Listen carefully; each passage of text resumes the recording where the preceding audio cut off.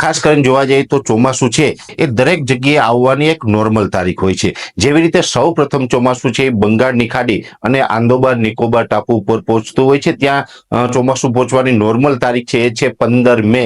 ત્યાંથી 15 મે ચોમાસું પહોંચે એ પછી 15 દિવસ પછી નૈઋત્યનું ચોમાસું છે એ કેરળની અંદર પ્રવેશ થતું હોય છે। એટલે કેરળની અંદર ચોમાસાની નોર્મલ તારીખ છે, જે ચોમાસું ચાલુ થવાની નોર્મલ તારીખ છે એ છે 1 જૂન। અને 1 જૂને નૈઋત્યનું ચોમાસું છે એ કેરળમાં પહોંચે ત્યારથી પછી 15 દિવસ બાદ ગુજરાતની અંદર ચોમાસું આવે છે। એટલે કે ગુજરાતની અંદર ચોમાસું પહોંચવાની નોર્મલ તારીખ છે 15 જૂન। હવે ખાસ કરીને અત્યારની ચોમાસાની વાત કરવા જઈએ, આમ જોવા જઈએ તો જે આજે તારીખ થઈ છે 14 મે 2025, સામાન્ય રીતે 15 મે જે આંદોબાર નિકોબાર ટાપુ ઉપર નૈઋત્યનું ચોમાસું પહોંચતું હોય છે, પણ સમય કરતા 40 કલાક વહેલું ચોમાસું છે તે આપણે આંદોબાર નિકોબાર ટાપુ ઉપર એટલે કે ગઈ રાત્રિએ પહોંચી ચૂક્યું છે।